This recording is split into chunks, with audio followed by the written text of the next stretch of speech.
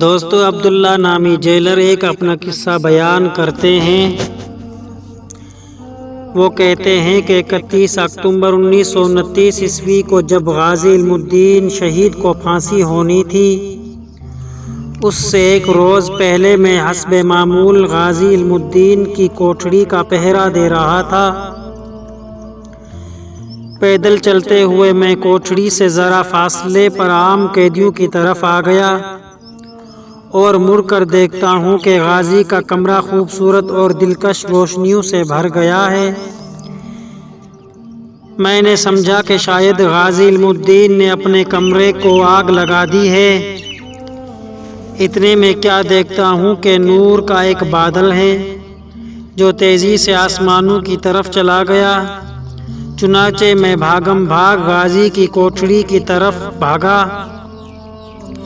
اندر گیا تو کیا دیکھتا ہوں کہ پورا کمرہ بہترین اور مسحور کن خوشبوؤں سے معطر اور منور تھا۔ اس وقت غازی سجدے میں تھا اور زارو قطار رو رہا تھا۔ تھوڑی دیر بعد اٹھے تو میں نے ان کے قدم چومے اور خود بے اختیار رونا شروع کر دیا۔ پھر میں نے عرض کیا، غازی صاحب یہ کیا ماجرا تھا؟ غازی صاحب نے کوئی جواب نہ دیا۔ پھر میں نے بے حد اصرار کرنے پر غازی نے پورا واقعہ تفصیل سے بتایا۔ غازی علم الدین نے فرمایا، اے عبداللہ، تمہیں معلوم ہے کہ مجھے کل کو پھانسی ہو رہی ہے۔ میری دلجوئی اور حوصلہ افزائی کے لیے شافع محشر حضور خاتم النبیین صلی اللہ علیہ وسلم اپنے خاص صحابہ اکرام کے ساتھ یہاں خود تشریف لائے اور بڑی محبت اور شفقت فرمائی۔ اس موقع پر حضرت علی رضی اللہ تعالیٰ عنہ نے مجھ سے پوچھا کہ تمہیں پھانسی کا خوف تو نہیں ہے؟ میں نے عرض کیا، حضور بالکل نہیں۔ پھر فرمایا، بیٹا اگر کوئی خوف ہو تو آؤ ہمارے ساتھ چلو۔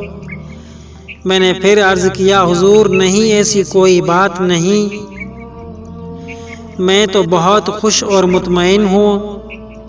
پھر پیارے آقا محمد مصطفیٰ صلی اللہ علیہ وسلم نے میرے سر پر اپنا دست مبارک رکھ کر فرمایا،